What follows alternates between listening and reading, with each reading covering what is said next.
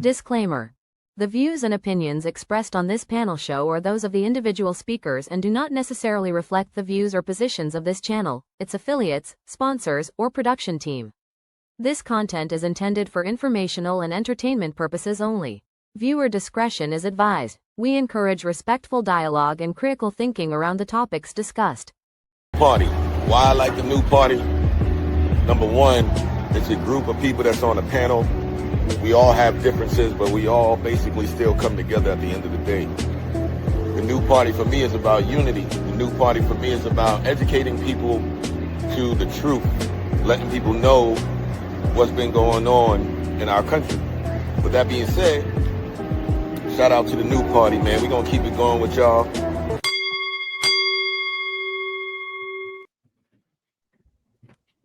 Welcome to the new party. I'm Nora Christine. I'm Gray Mars. Manzo. I'm Kamal. I'm Big Jimmy. I'm Skeptic. And shout out to Big Jimmy and the chat. We got Lauren, Shane.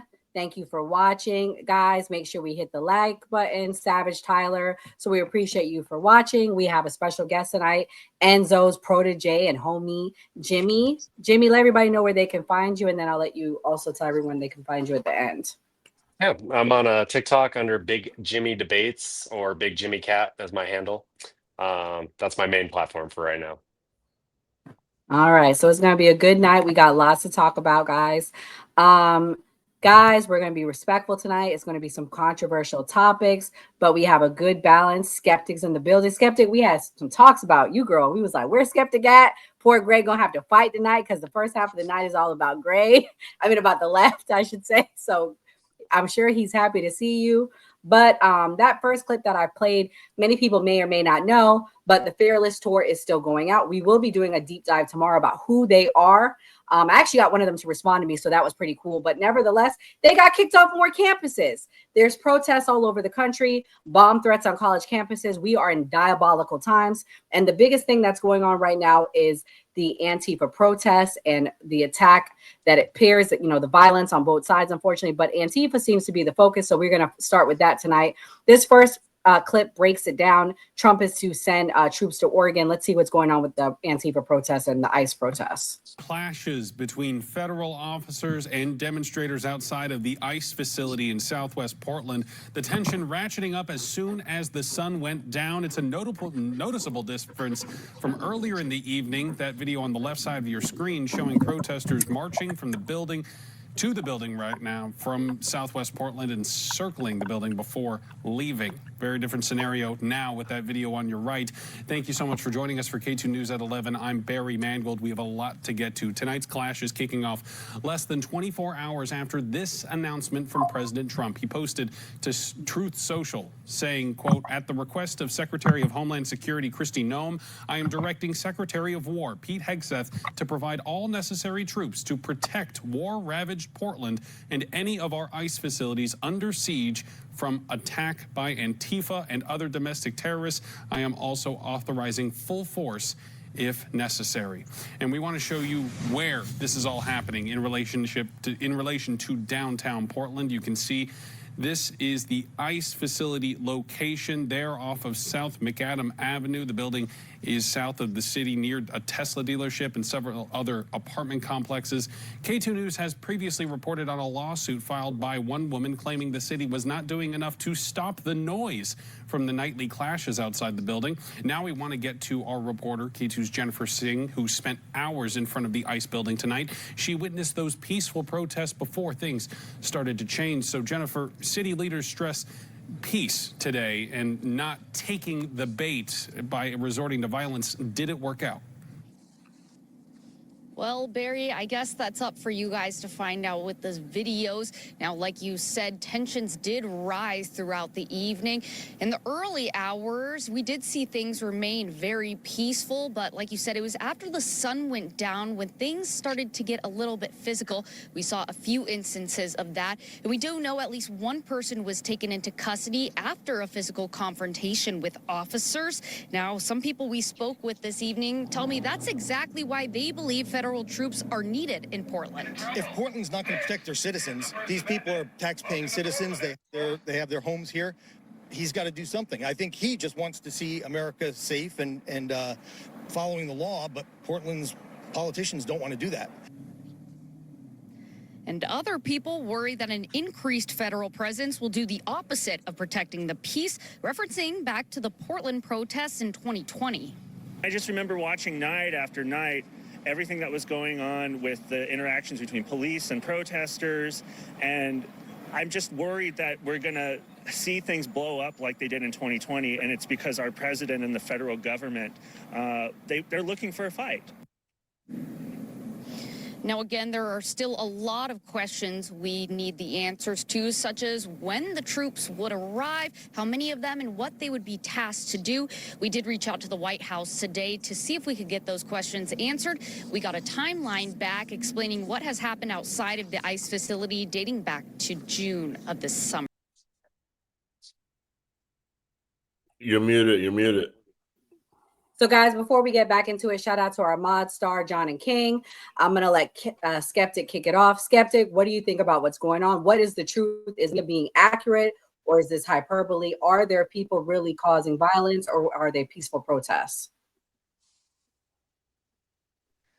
Sorry, I think my thing keeps on coming in and out. I think the interesting thing is like how they're making what's going on. Number one is like they try and politicize these things that could be handled differently, which is an interesting thing to me.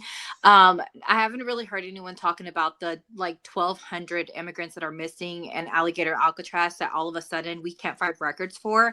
Like, I think those parts to me are more interesting than like what they're trying to do. They want to do this to instigate people to try and have this like back and forth. And like, to be honest with you, the right continues to say they stand for things like small government and to respect state rights, when in reality, it's not that. Like, they just want, again, they are the ones like we just saw in this church, this Trump supporter go in there and unalive people. Like, they are the violent ones. They're the ones that want to instigate violence. So I think, like, to me, I've always been for like peaceful protesting. You can protest as long as it continues to stay peaceful. These people want to have a problem. They want to have an altercation. So why give it to them? Like, continue to stay peaceful, continue to look into the actual missing immigrants that are going missing in these facilities. And I think, again, it's uncalled for. The same thing that happened in DC. Like, it's going to be very expensive, and they're going to try and make it out to be this very violent thing when we're going to see at the end of it, they're doing it to instigate us to violence again. Boy, all right. I got a MAGA man that showed up at the protest, and then I'm gonna have Jimmy go. It's a really short clip, but basically he showed up. These are some of the people coming to counter protest. We'll see. Did they bring the violence or not? Let's see. With the American flag, saw, I don't know if it was my live or another live. You can see him right here. He said he lives close by, and he came down because he saw us getting mobbed. So, like, what a good guy that he would do that. Thank God. He's brave. Okay, but if you want the war to stop and you want a free Palestine, how can we not be protesting AOC? AOC. No, not the organization. APAC, AOC, all of them. All of them. All of them. So this is the man. He came down because he saw us being mobbed. And he brought his wife with him. It's like so brave of them. It's so brave of them. They decided to stand up and do something. I love it. I love this. I'm so happy to see that.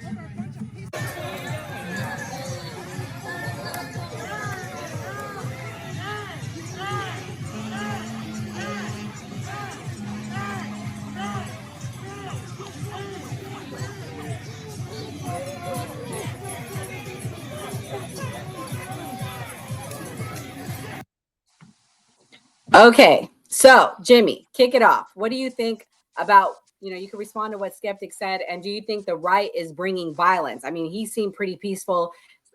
What's going on? What's the truth? I I would like to see the same energy held for the Chicago, Illinois ICE detention center, where the left was slashing tires and preventing federal agents from doing their job. We didn't hold them, accountable and put them in jail from impeding on federal officers doing their job. So I don't understand. And when you have the mayor of the city down there blocking the Ford truck that's trying to get out, you're impeding on federal jurisdiction. You're preventing these people from doing their jobs. So, I mean, I'm not understanding how the right is so violent when we've seen in the last 10 years that it's been the left that's been taking out political opponents, and it's been attacks on Brett Kavanaugh, Trump. There's been numerous things that have happened, and I'm not understanding how the right is this violent mob. I mean, we didn't burn down cities when Charlie got unalived, so I'm just not curious. I'm just curious on how that is. Good points. I'm gonna play this clip and then I'm gonna have Gray respond. It is a clip of showing what Chicago's looking like. Here we go.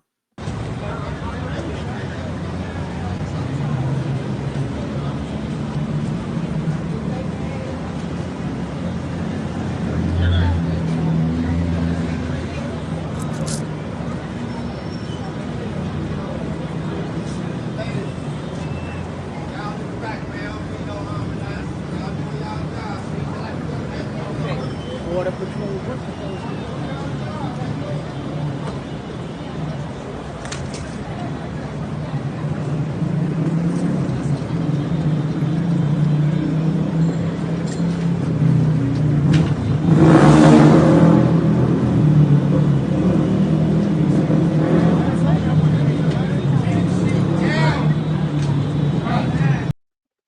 So, Gray, what do you think about this? About what John said? John is a pilot. Shout out to him. He's one of our mods. He said, I saw mostly peaceful protests near downtown, but I could feel the tension. I was there early, though. What do you think is the truth? Are the protests violent on the left or right side, or do you think it's both? I think it probably starts out peaceful till a bunch of people get there, because I was in Chicago right before the No Kings protest. Nothing got crazy. Then it got crazy later on. Me and you went to the Turning Point thing on Friday. Then the next day we showed up. It got crazy. So I think the people that are super invested in politics, it doesn't matter what side they on. I think it's a personality thing where people are willing to argue and get in trouble for this stuff. But the people that's just trying to go to work or just living their life, they're the people that have an issue with this. The people that work downtown, people that have to deal with all this fiasco happening, chaos happening everywhere. Well, you're right, Gray. I mean, it was the calm before the storm when we were there. And then the next day I was watching people's lives and it was chaotic. But I have a clip.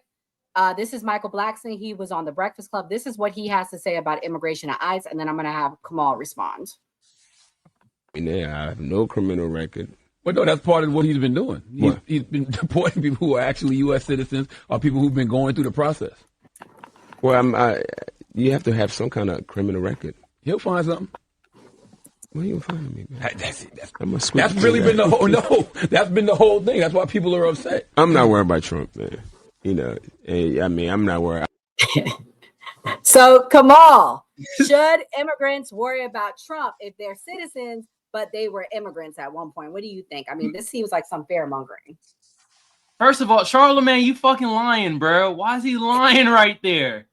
Yo, bro, lying through his filthy teeth, talking about U.S. citizens getting deported. No. We're not having that out there. And look it. I always say this: illegal immigrants. If you're a legal immigrant, then yeah, you got to worry about some shit. But if you're here illegally, then what you got to worry about? And if you don't do no crime here, that's the two things. You feel me? Unless you talk about this one topic.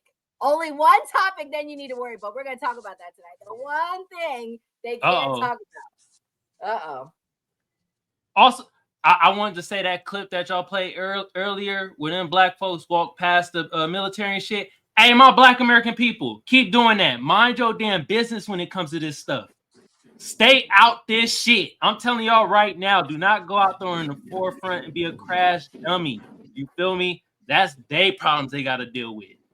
I was proud of that clip. Yeah, mind your own fucking business. It's okay. We can mind our business when it comes to this. Oof. Mind business. Okay. Well, we're gonna switch gears here.